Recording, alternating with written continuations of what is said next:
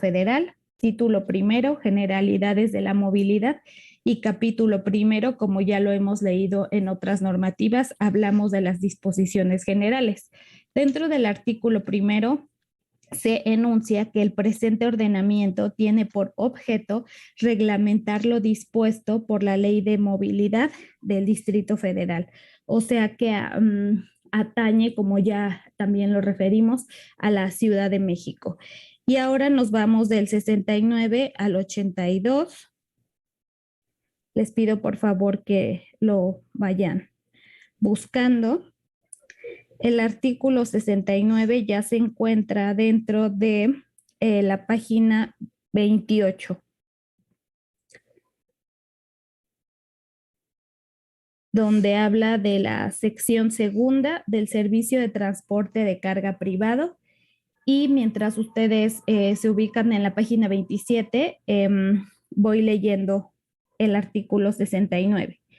El servicio de transporte de carga privado es la actividad por virtud de la cual, mediante el permiso otorgado por la Secretaría, las personas físicas o morales satisfacen sus necesidades de transporte de carga relacionadas directamente ya sea con el cumplimiento de su objeto social o con la realización de actividades comerciales, sean estas de carácter transitorio o permanente y que no se ofrecen al público en general, y se clasifica de acuerdo con el artículo 57 de la ley en 1. Para el servicio de una negociación o empresa, es el que se proporciona para el transporte de bienes propios relacionados con su actividad. 2. De valores y mensajería, el que se proporciona para el transporte de joyas, dinero, metales, piedras preciosas, obras de arte, sustancias, documentos y alimentos inherentes a su actividad. El permiso para el servicio de mensajería se otorgará para el traslado de paquetes de hasta 70 kilogramos y se prestará en vehículos no mayores de 3.5 toneladas y motocicletas. La Secretaría podrá autorizar vehículos de mayor peso siempre que el vehículo cuente con la mejor tecnología de control de emisiones disponible en el mercado y se encuentre incorporado y o registrado en los programas ecológicos y de mejoramiento ambiental a cargo de la Secretaría de Medio Ambiente de la Ciudad de México.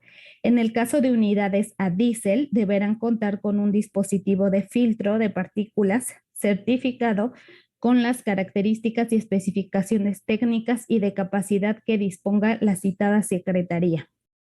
3. Carga de sustancias tóxicas o peligrosas, el que se proporciona para el transporte de materiales, sustancias, residuos y desechos peligrosos en su estado sólido, líquido o gaseoso. 4. Grúas de rastreo salvamento, el que se proporciona para realizar maniobras de traslado de otros vehículos. Y 5. Carga especializada en todas sus modalidades, el que se proporciona para el transporte de materiales para construcción, traslado de 2 o más automóviles y que por sus características, tecnología y adaptaciones no queda comprendido en la clasificación anterior.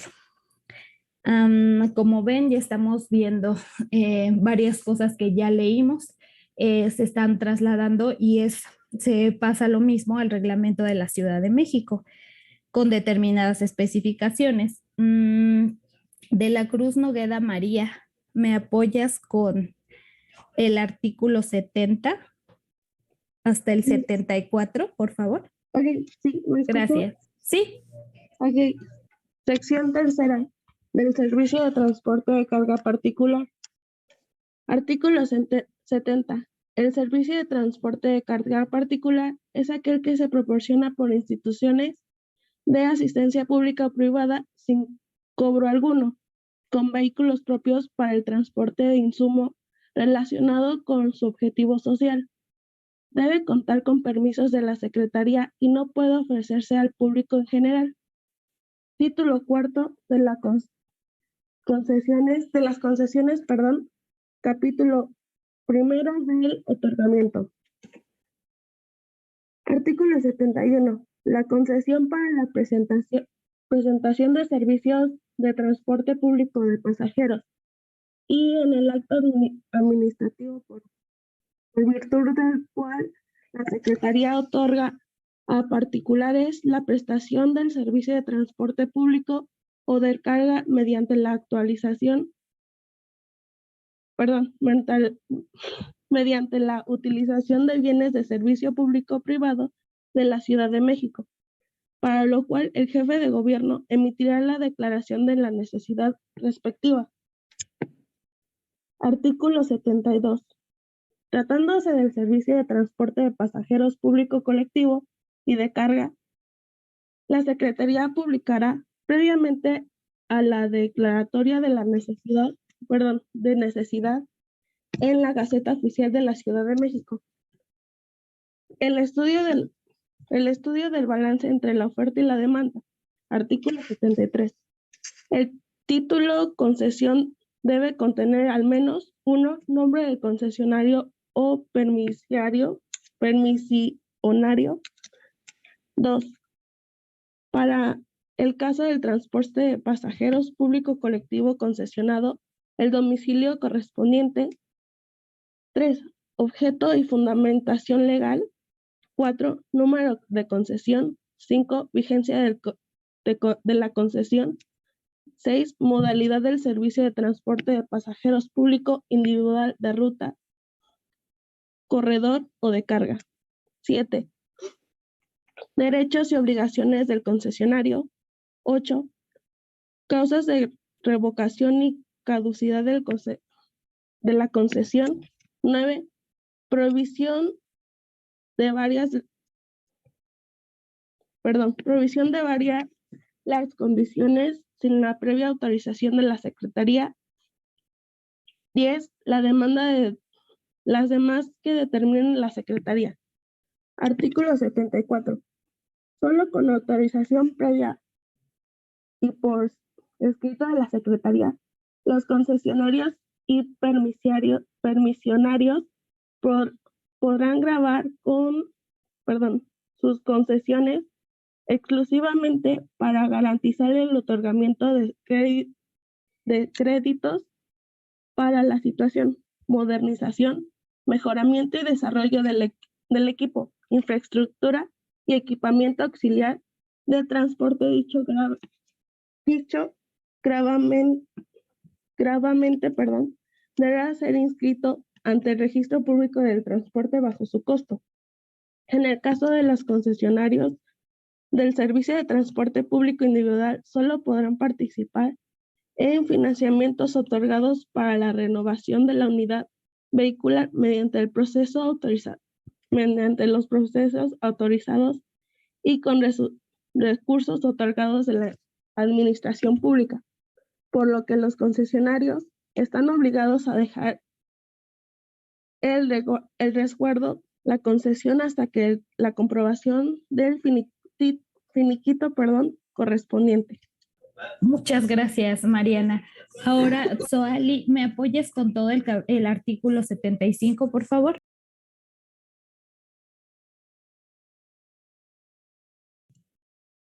Sí, profesora. 75. Sí, en la página 29. Ah, ok.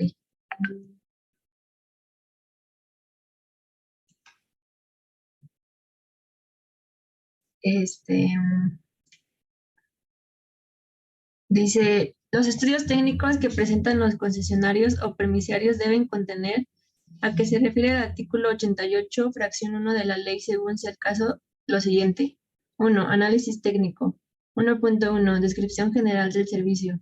1.2. Descripción de la estructura del servicio. A. Descripción del recorrido.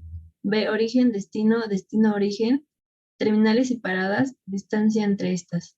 C. Descripción de los movimientos direccionales y vialidades por las que se transita el servicio de transporte. D. Conexión con sistemas de transporte masivo. Y E. Radio de giro.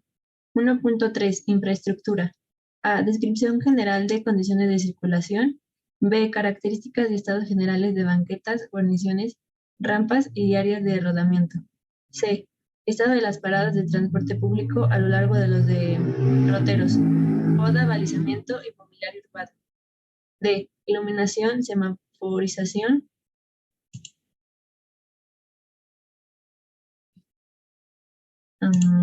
Semaforización y obras complementarias. Y C, espacios disponibles para la implementación de parque de bolsillo. 1.4. Estudios de ascenso y descenso, EAD, y tiempos de recorrido. A tabla de ascenso-descenso, realizar un resumen para mostrar la variación horaria de la demanda, debiendo anexar los recorridos realizados de acuerdo al tamaño de muestra obtenido. B, polígonos de carga. C, tiempos de recorrido y velocidad. Y velocidad en horas por día, no sé si sea pasajeros transportados por viaje y volumen de pasajeros transportados por día. 1.5, estudio de frecuencia de peso y ocupación, EPO.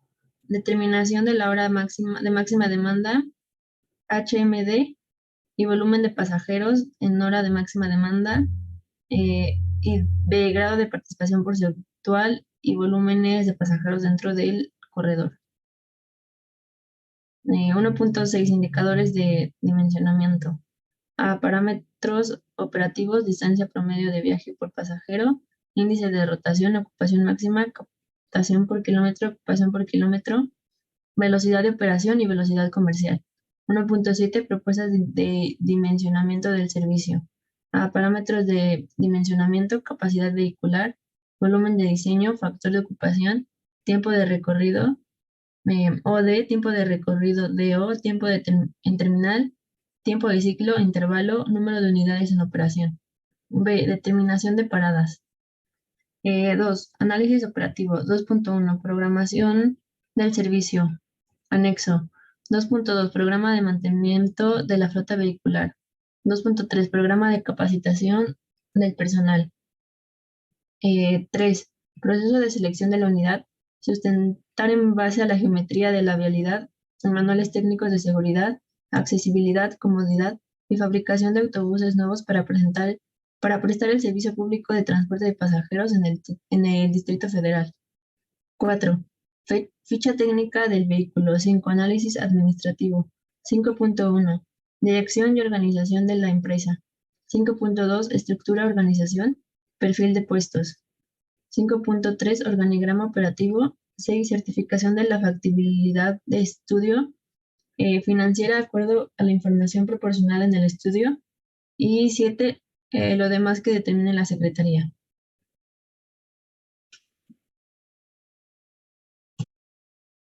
Gracias, Soali.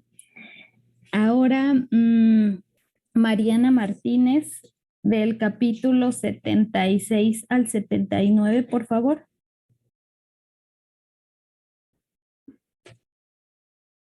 Maestra, estoy teniendo problemas en abrir el documento. Ok, entonces no hay ningún problema. Todos los demás considero que sí lo están abriendo, ¿verdad? Sí, profesora. Ok. Entonces, pues si quieres, reinicia tu dispositivo y ahorita checamos. Y sí, si no, te lo vuelvo a enviar.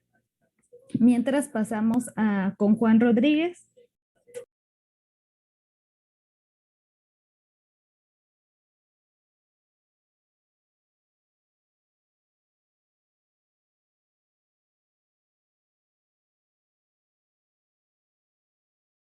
Juan Rodríguez.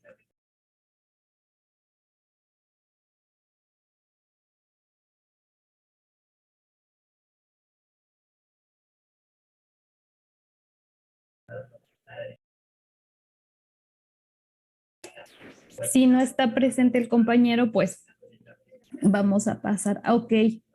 No te escuchas, Juan.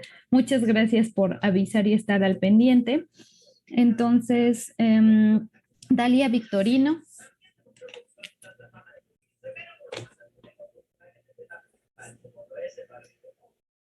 Profesora, perdón, ya pude, no sé si aún quiera. Sí, está bien, Mariana. Sería del 76 al 79.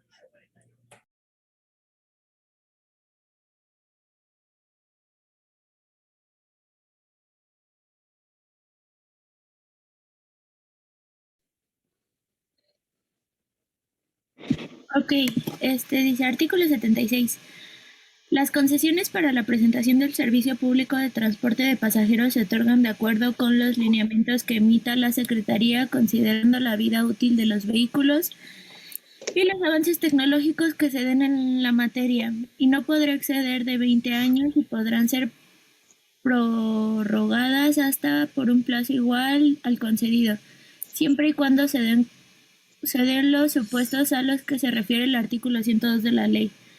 Solicitudes de prórroga de vigencia de las concesiones del servicio colectivo o concesionado en la modalidad de servicio de transporte de pasajeros público colectivo concesionado deberán de considerar la recuperación de la inversión, la obsolescencia de la tecnología, las especificaciones de fabricación y la vida útil de vehículos. Artículo 77.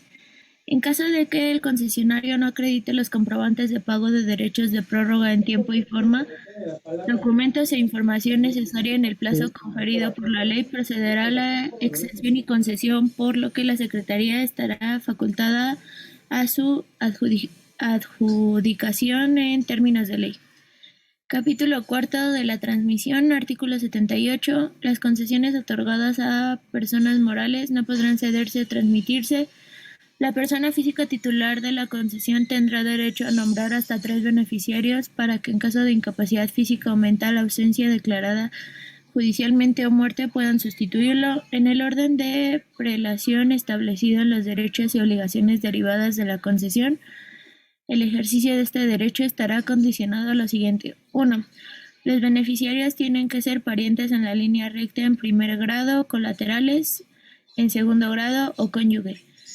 2. La incapacidad física o mental, la declaración judicial de ausencia o la muerte del titular deberán de acreditarse de manera fehaciente con documentos idóneos para tal efecto. 3. El orden de prelación deberá de ser excluyente y dejará constancia por escrito de la renuncia o imposibilidad en su caso. 4. Que la persona física propuesta reúna los requisitos establecidos en la concesión y en las demás disposiciones jurídicas y administrativas aplicables. Y 5. Que la persona propuesta acepte expresamente en su caso las modificaciones establecidas por la Secretaría para garantizar una adecuada presentación de servicio.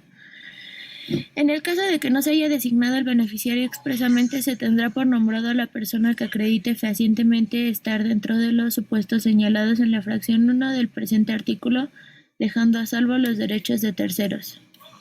La solicitud de transmisión de derechos deberá presentarse dentro de los 60 días siguientes al que se haya actualizado alguno de los supuestos. El no cumplir con esta obligación será causa de que la concesión se declare extinta. La Secretaría, dentro de los 30 días hábiles siguientes a la presentación de la solicitud del interesado, le notificará personalmente la resolución respectiva de aprobarse la cesión de una concesión. El nuevo titular se subrogará en los derechos y obligaciones que le son inertes y será responsable de la prestación del servicio en los términos y condiciones que en el momento de otorgar la concesión haya autorizado a la Secretaría. Además, las modificaciones en que su caso hubiere realizado la Secretaría dentro de los 40 días hábiles siguientes a la prestación de la solicitud le notificará personalmente al solicitante la resolución que en el derecho proceda. Artículo 79. Una vez autorizada la transmisión de derechos, la actualización correspondiente se inscribirá de forma expedita en el Registro Público del Transporte sin modificar la vigencia de la concesión, preservando el antecedente registral del concesionario original. Para fines históricos, además de todos aquellos actos relacionados con la transmisión de los derechos derivados de las concesiones y de las sustituciones de los vehículos afectos a las mismas, el nuevo concesionario deberá continuar con la prestación del servicio de manera inmediata. Muchas gracias, Mariana. Y también va a variar dependiendo del reglamento y la normatividad de cada estado. Aquí ya nos están dando un plazo para la recepción, así como el otorgamiento de los permisos y las concesiones y todo lo que sucede en lo posterior, pero cada estado va a tener sus propias reglas y bajo su propio tiempo. Ahora, ya para terminar, del artículo 80 al 82. Por favor, Juan, no, le fallaba su audio. Dalia Victorino, por favor.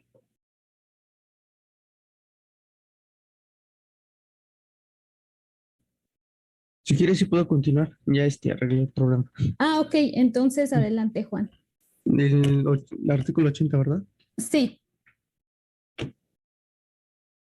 Artículo 80. La Secretaría otorga permisos temporales para la circular en los siguientes casos. 1. Por 30 días hábiles cuando se adquiere un vehículo nuevo usado que no será dado de alta en forma definitiva en la Ciudad de México. 2.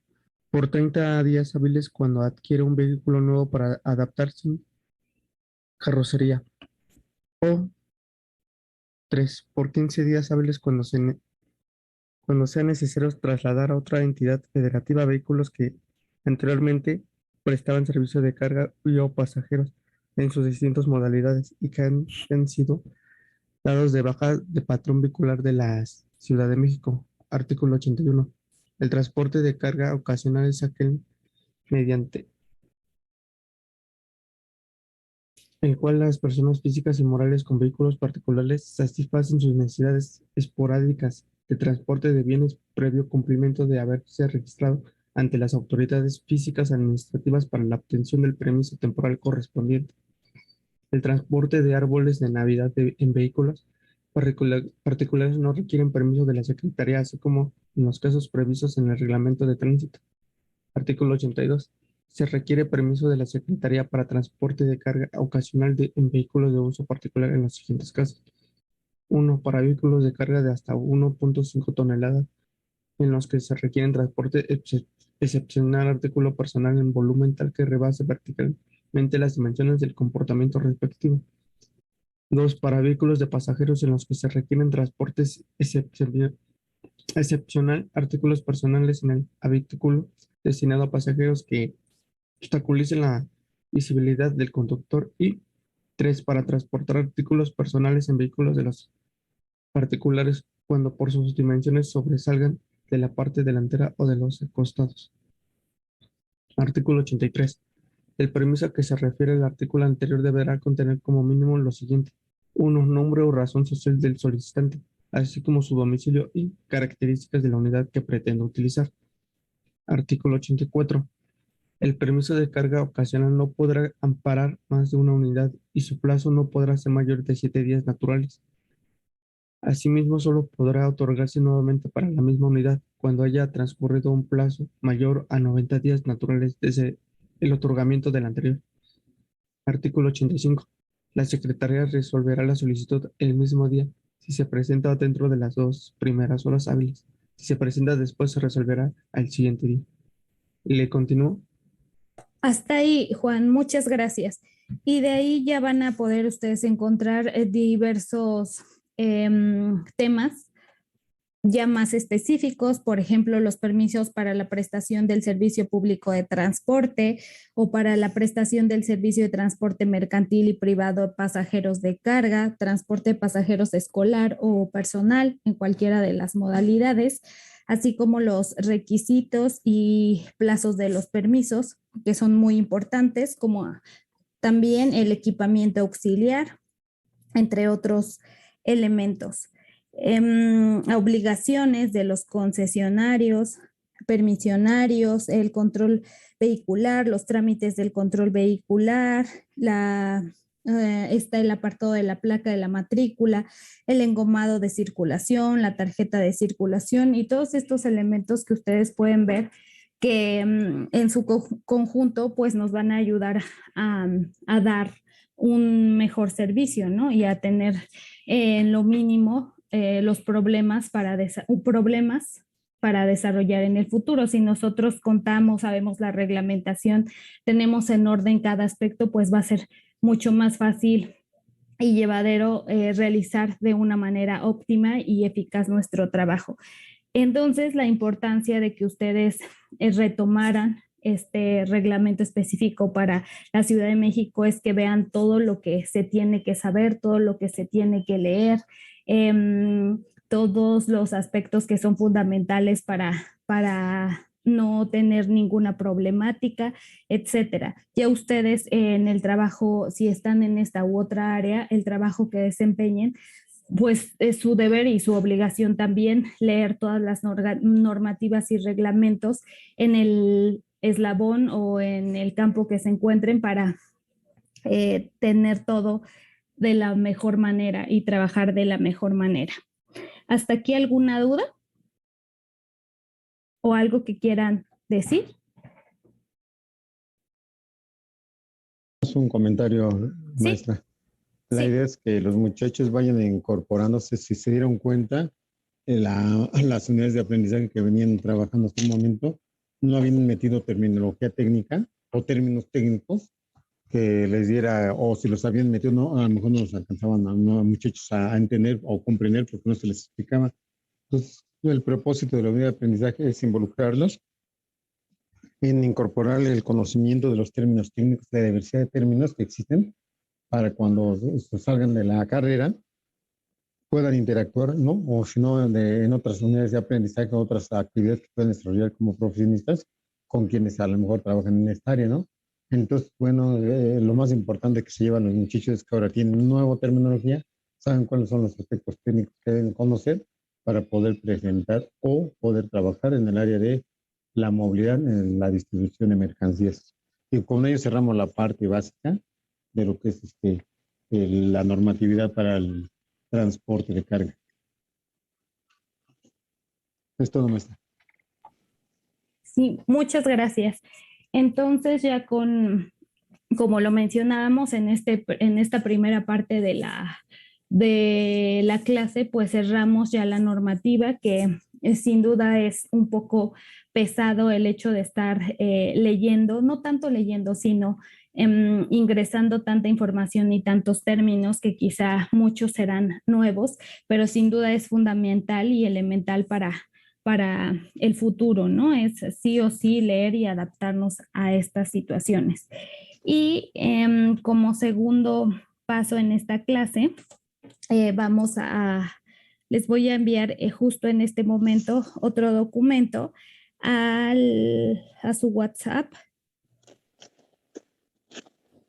donde vamos a hablar de los centros de distribución. Listo, ya se los hice llegar.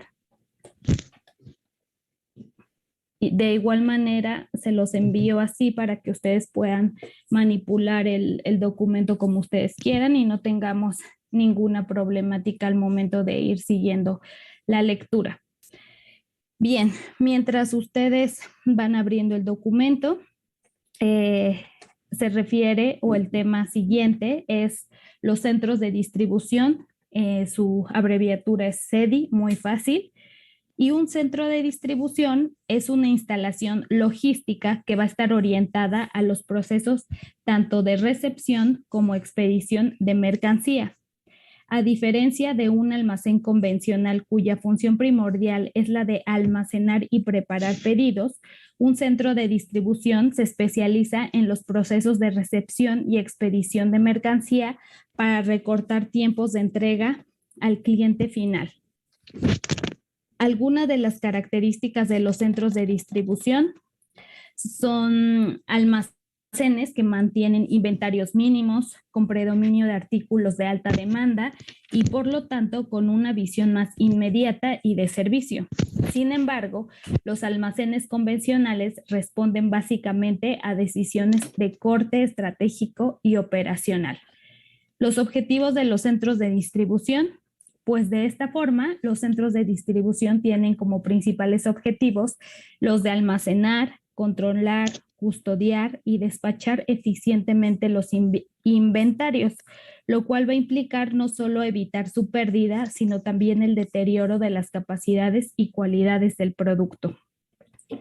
Funcionamiento de un centro de distribución.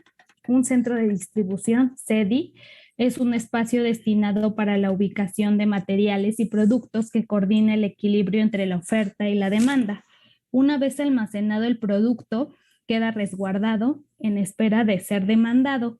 Si la mercancía lo requiere, se prepara para el etiquetado o el empaque y paletizado de manera inmediata y expedita. Funciones de un centro logístico: desplegar servicios logísticos necesarios para el movimiento de mercancías, almacenar y organizar los productos para su futura distribución, centralizar las actividades logísticas para un mayor control de la cadena de suministro, minimizar los tiempos de entrega y despacho, principalmente. Como ustedes pueden ver, un CEDI es un espacio muy grande que también requiere muchas tareas, así como muchas labores que hagan diferentes personas, donde de alguna manera actúan de manera interdisciplinaria. Aquí ustedes se podrán dar cuenta que necesitamos a las personas del transporte, necesitamos a quien haga los inventarios, a quien esté al mando de toda la administración de los recursos. O sea, es un trabajo muy grande y muy interdisciplinario. A los técnicos, etcétera. Son muchas las tareas que se tienen que realizar. Espacios logísticos. ¿Me puedes apoyar leyendo lo siguiente? Víctor Sagrero. ¿Sí, sí me escucho? Sí. Sí, dice, espacios logísticos. El espacio logístico es un lugar de manejo y despacho de mercancías o productos de un negocio que optimiza el flujo de una mercancía de un negocio, partiendo desde el origen hasta el punto de consumo, cubriendo todas las fases intermedias, coordinando y supervisando el proceso logístico y ofreciéndole una respuesta oportuna y completa de cada una de las etapas del servicio requerido. La transformación de los espacios logísticos está directamente relacionada con los cambios en los hábitos de consumo de la sociedad. En la actualidad, las exigencias de un e-commerce cada vez más en auge aumentan la demanda de desarrollos más próximos a los núcleos urbanos con capacidad de adaptación a las necesidades del mercado. La logística busca satisfacer la demanda del cliente de forma rápida y eficaz.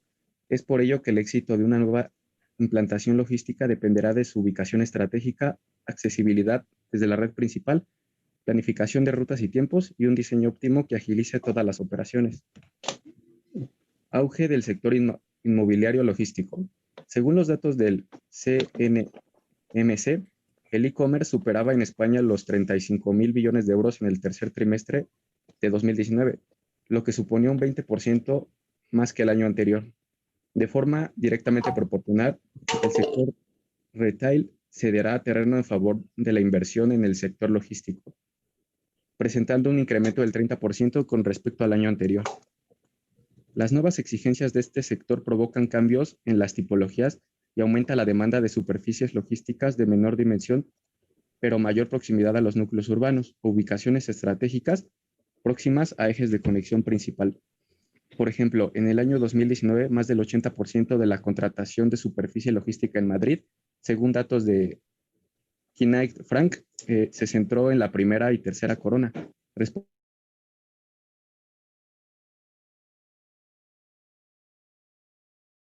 De espera en el almacén. Este flujo discontinuo exigía espacios de grandes dimensiones para poder almacenar el producto durante el tiempo necesario hasta realizar la entrega final. La coordinación entre oferta y demanda se optimiza gracias a los sistemas informáticos actuales. De esta forma surge un nuevo modelo conocido como cross-docking. Este sistema de distribución se caracteriza por no requerir de espacio de depósito, sino que el almacén se transforma en un centro de trasvase donde el producto se recepciona y se transporta al muelle saliente en el menor tiempo posible. En la actualidad, el foco de mayor interés apunta hacia las plataformas de ámbito local, denominadas plataformas de distribución urbana, optimizando el servicio y reduciendo al máximo los tiempos de entrega. La ubicación estratégica y la capacidad de adaptación de la tipología de nave a las necesidades del mercado marcan los nuevos parámetros de diseño de los desarrollos logísticos. Puntos estratégicos en la ubicación del desarrollo. Hasta ahí, Víctor. Muchas gracias. Bien, entonces ahorita todo lo que estamos revisando es una situación que se centra más en España. Sin embargo, no podemos dejar de pensar que esto a nivel global se está trasladando sucesivamente a distintos países, como lo está resultando aquí en México. Uno de los puntos que ya se tocan es cómo ha aumentado el e-commerce y ahorita en la pandemia ustedes se han dado cuenta que todo el comercio electrónico se ha desbordado, no solamente se han pedido más elementos o más bienes u objetos a través de diversas plataformas o aplicaciones, sino también más en su punto alto, muchas personas pedían su súper, así como otros elementos que necesitaban para el desarrollo de su vida cotidiana a través del e-commerce. Obviamente esto genera una explosión en la demanda, ¿no? Se requiere más flujo en cuanto a este tema que estamos viendo.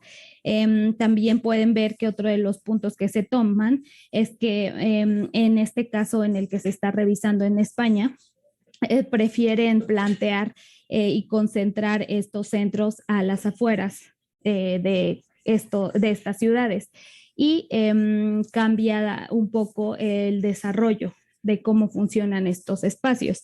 Ahora nosotros, si nos damos cuenta y si nos centramos en la Ciudad de México específicamente o en el lugar donde ustedes residen y ustedes ven dónde están los CEDIs, los centros de distribución, tienen que hacer un análisis de si están a las afueras, se encuentran un poco más adentrados a la movilidad de la ciudad, etcétera. Entonces, cada situación va a responder a ciertos actos, ¿no?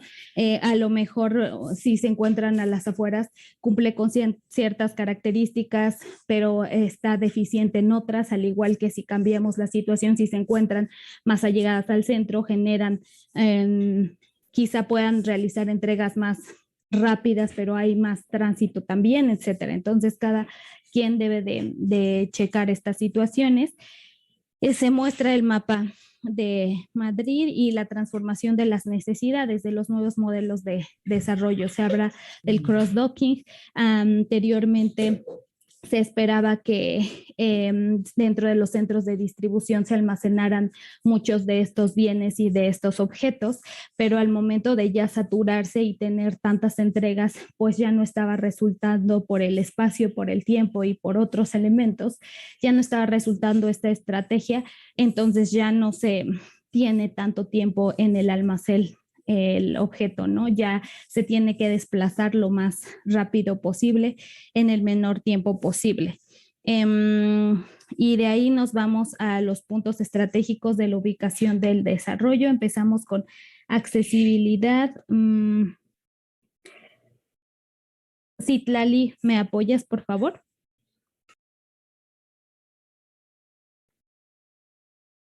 ¿En qué parte exactamente? En la página 4, en el tema puntos estratégicos en la ubicación del desarrollo, accesibilidad. Sí, claro. Gracias. Puntos estratégicos en la ubicación del desarrollo, accesibilidad. Accesibilidad de vehículos motorizados. Una ubicación adecuada garantiza el acceso directo, rápido y sin retenciones de tráfico a vías altas de alta capacidad que conectan con los núcleos urbanos de la zona de reparto correspondiente. Se deben evitar las vías locales con presencia de semáforos que ralenticen la salida y entrada de vehículos motorizados. Accesibilidad en modos sostenibles. Transporte público, ciclista, peatonal. La existencia de alternativas de acceso en transporte público para los empleados reducirá la presencia de automóviles circulando en hora punta y permitirá disminuir la superficie destinada a estacionamiento dentro de la parcela, aumentando la capacidad operativa del centro logístico. Los itinerarios peatonales de conexión entre las paradas del transporte público al centro deben garantizar una movilidad peatonal accesible, ancho mínimo de acera, cómoda y segura, iluminación y visibilidad en cruces peatonales. Lo mismo ocurre con la accesibilidad ciclista, de modo que la proximidad de una red ciclista incrementara el valor de la ubicación planteada. Planificación de rutas según el tipo de vehículo industrial. Está directamente relacionado con la distribución de viajes según su origen y destino. Los vehículos industriales pesados, camión-tráiler, deben circular por vías de alta capacidad, evitando las vías urbanas hasta el desarrollo. Sin embargo, las rutas de vehículos industriales ligeros, furgoneta, están totalmente condicionadas por el área de reparto de dicho centro de distribución. Rutas alternativas. El sistema de distribución de furgonetas de reparto funciona en oleadas con frecuencia intermitente dependiendo de la época del año. Para evitar un colapso de la red más próxima, es recomendable que exista una amplia variedad de rutas que reduzcan los tiempos de demora en los desplazamientos de entrada y salida al centro logístico. Muchas Tráfico gracias, Citlali. De Sí, nada. y así como hemos visto, estos puntos de accesibilidad son sumamente importantes, donde la importancia de la planificación de rutas es elemental. También nos están hablando de las vías que son las correctas para utilizar y que no se haga tanto tránsito, así como nuevas alternativas, etcétera. Desde tu punto de vista, Citlali, ¿crees que alguno de estos puntos se cumpla en la ciudad o crees que hay deficiencia? ¿Alguna opinión que tengas? Hablando de la Ciudad de México, Ajá, la verdad no sabría decirle, no vivo ahí. ok. ¿En dónde te encuentras? En Oaxaca. ¿En el centro de Oaxaca? No. ¿No? ¿En qué parte? Sí, en Valles Centrales, pero estoy a una hora del centro. Ok, pero tú con lo que has visto, ¿cómo se desarrolla de las veces que has ido al centro de Oaxaca? Pues en algunos lugares, bueno, en algunas partes del centro sí es tipo accesible, pero mayormente en hora pico, así, no es nada accesible andar tanto peatonal como ciclista, no lo recomendaría. Y furgoneta, cosas así, pues tal vez sí, pero es mucho tiempo de espera en el congestionamiento. Sí, correcto, al igual que los colectivos, ¿no? Hay una gran cantidad que se dispersan a varias de las ciudades de Oaxaca y también hay que esperar y es ahí un tema que hay que arreglar. Muchas gracias. Ahora nos vamos con el tráfico existente, restricciones de tráfico en el entorno, la existencia de puntos conflictivos que dificulten la operatividad de un centro logístico, como puede ser la existencia de vías ferroviarias, pasos a distinto nivel o tramos sin asfaltar, pueden complicar las rutas de acceso al desarrollo. Demoras de las rutas en hora punta. Estudiar un entorno en las horas punta de máxima movilidad es de gran utilidad para descartar problemas de tráfico por la implantación de la nueva actividad. El estudio de tiempos de demora en las principales intersecciones, es decir, el tiempo que tarda un vehículo en acceder a un cruce o glorieta, va a permitir detectar los movimientos más sensibles al futuro incremento del tráfico. Colmatación de las parcelas del entorno. Será más atractivo un entorno que se encuentre completado, ya que la situación más crítica desde el punto de vista del tráfico será la existente. Los entornos industriales con numerosas parcelas vacías ofrecen una falsa realidad de calma, la cual deberá ser evaluada con simulaciones de tráfico que permitan detectar futuros problemas una vez la zona se encuentre al 100% de ocupación. Esto recuerden que refiere se centra más en la situación de España. Sin embargo, acá en México, pues está en la Ciudad de México y en otras zonas importantes, se desarrolla de una manera distinta. Un momentito nada más, un momento. Lo que van a ver muchísimo en un momento, y vean cómo ya están hablando de accesibilidad, cómo se habla del entorno que ellos le llaman colmatación, o sea, cómo hacer más atractivo, de tal manera que cuando ellos le hablan parcelas, nosotros les vamos a llamar manzanas, ¿verdad? O lugares donde se encuentran enclavados los centros de distribución sean más amigables. ¿Qué quiere decir con esto? Que lo citaba bien la señorita que vive en Oaxaca, que es tanto el desorden que se hace porque no se tiene una estrategia de planificación para generar, ¿no? Lugares o vías de acceso para la mercancía que estén ajenas un poquito de ideas de la movilidad del tránsito mixto, que son los vehículos y el transporte de pasaje. Sin embargo, lo que se tiene que traer a la mente es que estas ideas que se están leyendo, estas cosas que se están dando a conocer con ustedes, es para que ustedes tengan una idea clara de cómo la movilidad dentro del contexto de la comercialización de mercancías tiene un aspecto muy impactante en el desarrollo urbano, y es por ello que tenemos que tener en cuenta todos los elementos, saberlos manejar. En un momento no se habrán recordado que, por ejemplo, el metro de tierra en cualquier lugar, ustedes lo ven, dice, se vende tierra en Cuernavaca o se vende tierra en Aguascalientes, todo eso, no en la Ciudad de México, y generalmente nos están poniendo unos precios que dicen 60 pesos el metro cuadrado, 70 pesos el metro cuadrado. Entonces, en cuanto a lo que sigue en los aspectos económicos y sociales, esa unidad de medida hace referencia a cuántos euros por metro cuadrado, ¿no? Para que no se vayan a perder, esto significa euros por metro cuadrado. O sea, si yo quiero comprar 100 metros cuadrados, por ejemplo, en Francia, en Bélgica, pues van a ser tantos euros por cada metro cuadrado. Entonces, si quiero comprar 100 metros cuadrados, tendré que tener esa cantidad multiplicada por 100 para que me dé la cantidad de dinero que tengo que invertir para comprar un terrenito allá en Francia, ¿no? Nada más era el contexto, maestra. Gracias. Bien, ahora vamos a seguir en económicos, sociales y políticos. El valor del suelo, como ya referíamos, euros por metro cuadrado, las restricciones dentro del marco normativo, regulación de ordenanzas de movilidad o normas urbanísticas de los PGOU o la proximidad a localidades con tasa de desempleo elevada condicionan las operaciones dentro del sector inmobiliario logístico. Puntos estratégicos en el diseño de la implantación. Puntos de acceso. Aquí me puedes apoyar, por favor, Abril Huitron.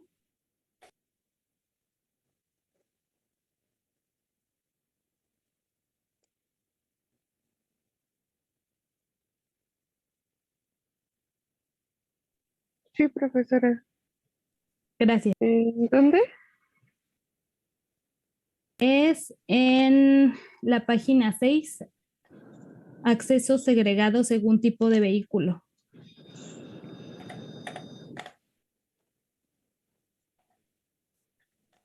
Mm,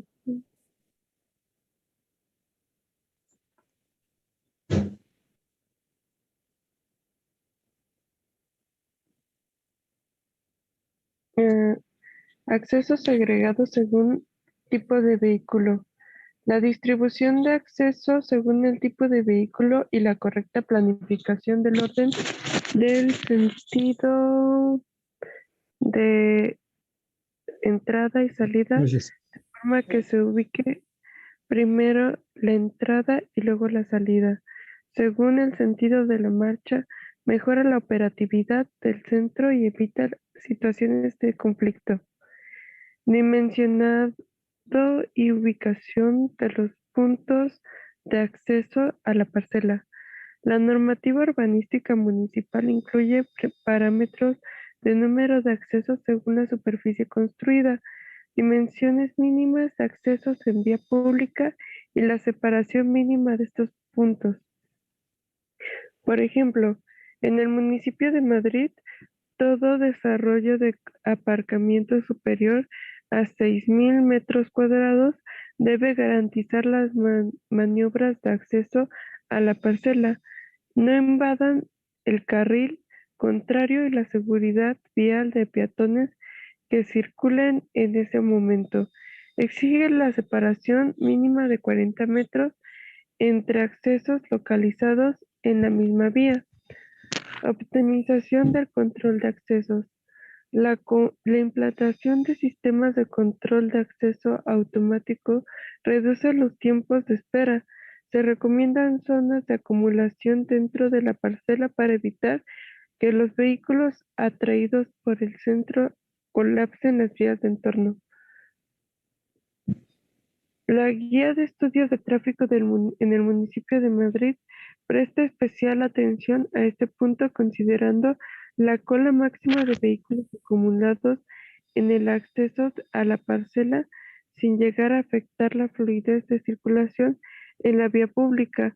Es por ello que en el supuesto de instalación de puntos de control de acceso se deben retranquear hacia el interior límite de la parcela. Y luego hay una tablita que dice puntos estratégicos en la ubicación del desarrollo, accesibilidad, vehículo motorizado, modos sostenibles, transparentes, públicos, ciclista y peatonal, planificación y variedad de rutas, tráfico, restricciones, demoras en hora punta, parcelas del entorno. Otros, económicos, valor del suelo, políticos, marco normativo, sociales, tasas de desempleo. Muchas gracias, Abril. Hasta ahí. Y de acuerdo a lo que refiere el documento, la importancia no solo de tomar en cuenta al peatón, porque aquí se dice que están tomando en cuenta al peatón, sino también buscan el no obstaculizar u obstruir el carril del otro lado para que no haya ninguna problemática. Si hay alguna cola o alguna fila, tratan de resolverla lo más rápido posible, la importancia que también se le da al espacio de los ciclistas, así como el acceso que debe de estar al inicio o al final del centro de distribución, dependiendo de la manzana o de el lugar donde se encuentren. Entonces son muchos los elementos que hay que tomar en cuenta y que quizás si los trasladamos a la ciudad, pues no es así aún, ¿no? Ahora vamos con distribución interior, líneas de circulación dentro de la parcela según el tipo de vehículo. La circulación óptima para camiones es unidireccional y en sentido antihorario, facilitando las maniobras de estacionamiento en los muelles de carga. Se recomienda que la circulación de automóviles de empleados sea independiente del resto de los vehículos operativos. Distribución y dimensionado adecuado para espacios de carga y descarga. Las operaciones deben poder realizarse en forma simultánea. Según la guía de buenas prácticas del INSHT, es recomendable que la zona de carga y descarga para camiones y trailers tenga una distancia delante del muelle de 32 metros. Cada vez es más frecuente que el espacio de carga y descarga para vehículos de transporte de salida rápida, hablamos de furgonetas o coches, ocupa un mayor protagonismo dentro del desarrollo. Muelles y espacios multifuncionales. La rápida adaptación a las necesidades de proveedores y clientes exige cada vez más espacios multifuncionales que permitan el intercambio de productos entre camión-camión, camión-furgoneta o incluso camión-automóvil. Diferenciar las zonas de aparcamiento según el tipo de vehículo, con el fin de evitar la interacción entre vehículos ligeros y pesados. Las bolsas de aparcamiento deben estar segregadas, ya que las maniobras de estacionamiento pueden interrumpir la circulación de vehículos pesados. Planificar los itinerarios peatonales dentro del desarrollo. Se recomienda señalización horizontal y vertical con el fin de garantizar la seguridad del peatón y reserva de plazas de aparcamiento para bicicletas según la demanda del nuevo uso. De igual forma, se recomienda la reserva de plazas de carga eléctrica. Entre las exigencias para conseguir la certificación LED Platinum o el cumplimiento de la dotación mínima de plazas de movilidad reducida según la normativa vigente. Ahí se encuentra igual otra tabla donde habla de los puntos estratégicos en el diseño de la implantación, los puntos de acceso, accesos segregados por vehículo, distribución y dimensionado, así como control de accesos, y encontramos el dibujo, y en la distribución interior todo lo que acabamos de leer. líneas de circulación, distribución de espacios de carga y descarga, los muelles multifuncionales, las bolsas de aparcamiento segregadas, los itinerarios peatonales y la reserva de estacionamiento especiales, tanto para bicicletas, carga eléctrica, PMR, y también habla de la señalización que deben de tener los peatones. La conclusión es el asesoramiento y la evaluación de los nuevos espacios logísticos va a girar en torno a puntos clave relacionados con una ubicación estratégica y un diseño capaz de adaptarse a las necesidades de una nueva normalidad que tiende a sustituir el espacio físico por el virtual. Y la persona que escribió este documento es Alba Peláez Mielgo y es una arquitecta española. Entonces, todo este tipo de documentos que estamos revisando y que estamos leyendo es principalmente para ampliar nuestra perspectiva, para ver cómo están funcionando en otras partes del mundo. Obviamente sabemos que las situaciones, las características, la perspectiva, el terreno y todos estos aspectos son muy distintos tanto en otras partes del mundo como en México. En México tenemos otro sistema y otra manera de operar. Sin embargo, el leer y el tener, el empaparnos de otras ideas y leer sobre otros lugares nos permite tener una visión más amplia y ver nuevas estrategias y nuevas formas de desarrollar y ver las situaciones. ¿Alguna duda o comentario que quieran realizar sobre este documento?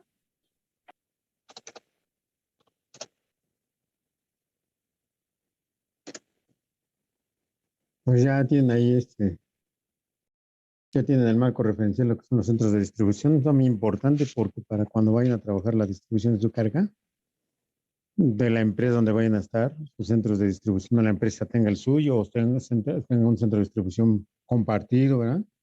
Entonces van a tener que utilizar todas estas estrategias, ¿no? Que ver qué hay en el entorno, hasta dónde van a hacer llegar la mercancía, zonificar, determinar las vías de acceso. O sea, es todo un buen concepto que es la otra materia que le seguiría a esta para hacer la red y simular todas esas instancias de la movilidad en una red de transporte. Pues no sé, hay unos videos, licenciada, que son 3, a ver si los puedes compartir, las donde les dé tiempo, alguno de ellos, y seguiremos en otra clase, para que hagan un resumen de lo que acaban de ver hoy. Sí, voy a poner el primer video.